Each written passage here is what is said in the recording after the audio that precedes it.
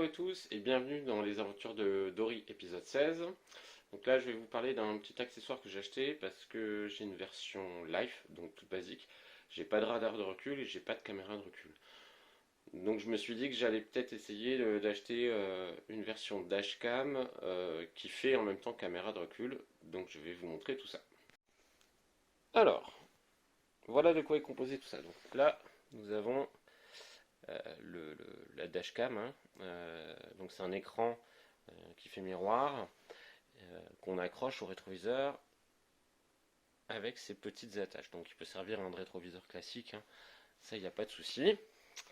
Sauf que à l'arrière, hop, vous voyez, donc là on a les systèmes de fixation pour les élastiques. Ça a l'air pas trop mal. Là, la caméra frontale.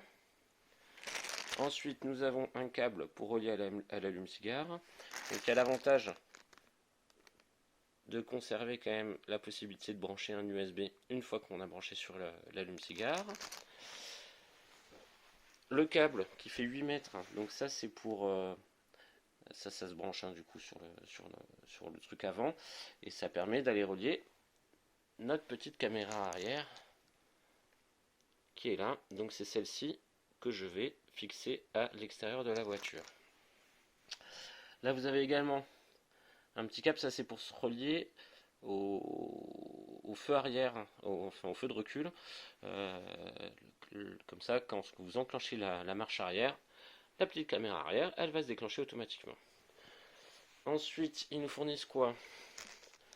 Un petit outil, je ne sais pas si vous voyez bien, qui permet d'ouvrir les garnitures pour faire passer les câbles. Un adaptateur, hop, micro SD USB pour pouvoir brancher la carte SD, hop, qui est dans ce sens c'est mieux, c'est une micro SD qui fait 32 Go. On peut monter, j'ai pas regardé la capacité maximum. Sachant que quand il enregistre, au fur et à mesure, il va effacer les anciennes vidéos.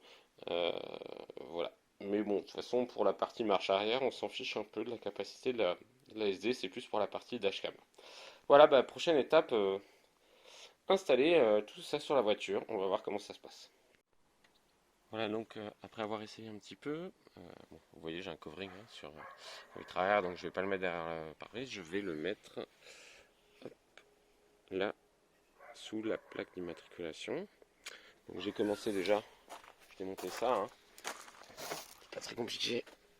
Il y avait une vis là, une vis là, derrière vous avez des clips, et là maintenant, hop, c'est tout démonté, donc je vais essayer de voir comment je vais faire passer tout ça. Donc je pense que je vais récupérer là. Je vais passer par là, dans le montant là, et je vais me récupérer là pour passer à l'intérieur de la voiture. C'est de faire un truc un peu propre. Allez, à plus. Alors, les conneries commencent. Comme vous voyez, il y a un petit cache là, et je veux passer par là. Bon, enfin, je veux passer par l'autre côté. Je sais pas si on voit bien. Voilà. Donc j'ai réussi à l'enlever. Mais je l'ai pété. Donc au pire je le recollerai ou j'irai en racheter un autre s'il faut pour le changer. J'ai pas réussi à trouver une solution facile pour l'enlever. A priori il fallait passer par au-dessus avec un tournevis et je l'ai mal fait, donc du coup je l'ai pété. Allez, on continue. Alors, pour me faire un peu de place et travailler peinard, comme vous pouvez le voir, j'ai viré le joint que je remettrai, c'est pas compliqué à enlever. Donc du coup j'ai réussi à passer là. Voilà, donc hop, j'ai mon fil qui ressort. Hop, hop, hop, hop, hop, hop.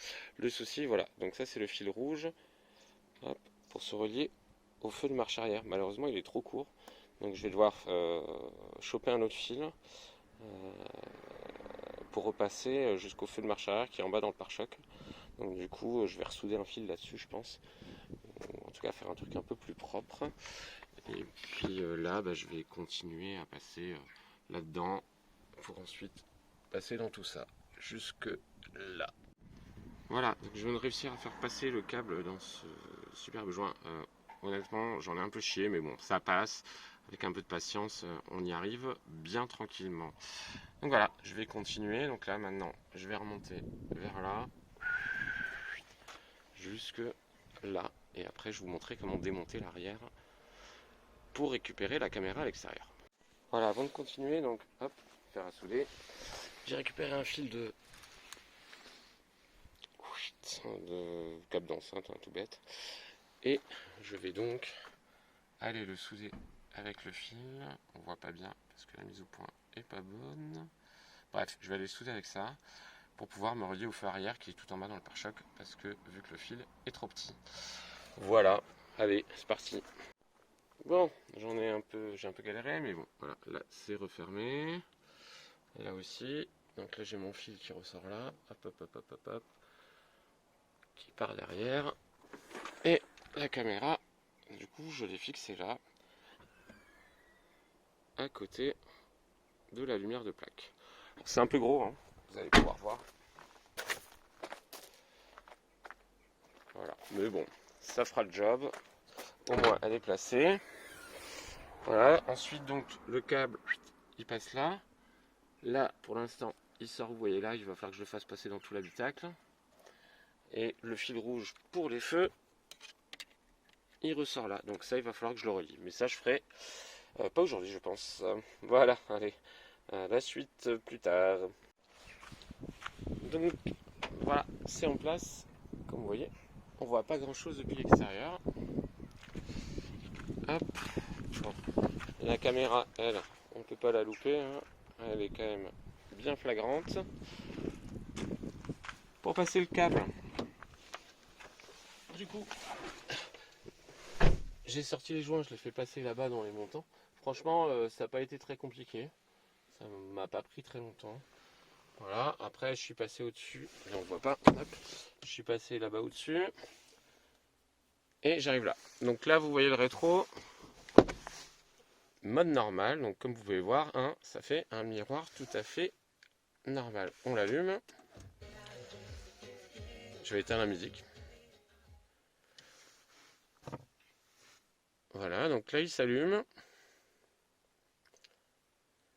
De base, caméra avant, caméra arrière. Donc déjà, pour basculer, hop, je passe sur caméra avant. Comme vous voyez, je peux changer en haut, en bas. Idem pour l'arrière.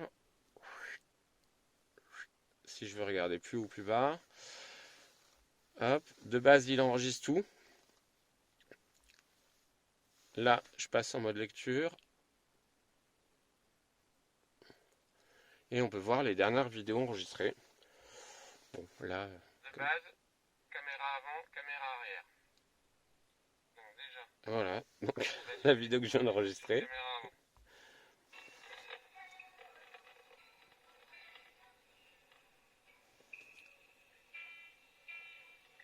Donc on voit quand même vachement bien, hein. J'ai regardé au niveau qualité, il n'y a pas de souci. Donc là, ce que vous voyez simplement, c'est qu'il y a le montant central de la Zoé qui cache la vue un peu sur la droite, mais ça n'empêche pas de voir la route. Donc c'est franchement plutôt pas mal. Alors il va me rester une dernière chose à faire, c'est que là pour l'instant je l'ai laissé tel quel. Hop, on va revenir en arrière. J'ai laissé tel quel, caméra avant, caméra arrière. Par contre, on peut brancher évidemment sur la marche arrière, ce que je n'ai pas encore fait, qui permet que quand on passe la marche arrière, ça s'active automatiquement la caméra. Qu'est-ce que j'ai mis moi? Parce que je ne veux pas l'avoir en permanence cet écran. J'ai mis aussi, hop, si on va dans les réglages, donc on a pas mal de choses, hein. On peut choisir la résolution, durée de vidéo, hop, son démarrage qui sert strictement à rien, la fréquence et l'encodage.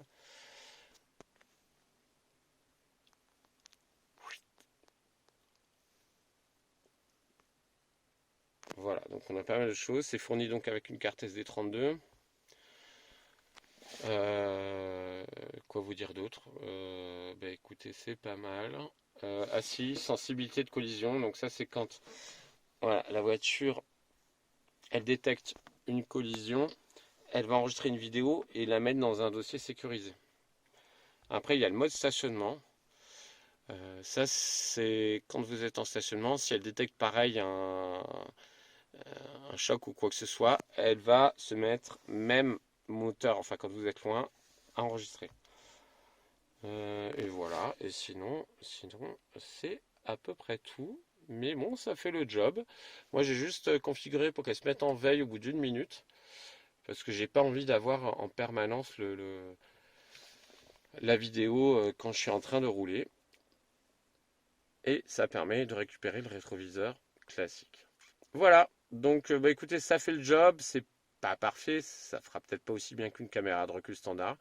Mais vu le prix, donc au final 109 euros, bah moi je trouve que ça fait très très bien le job.